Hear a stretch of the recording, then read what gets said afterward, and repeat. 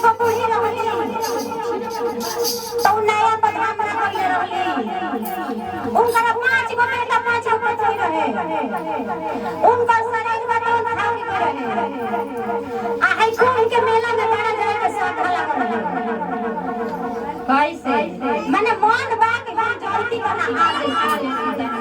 हमरा के महादेव जी 5 गो बेटा देले 5 गो पति देले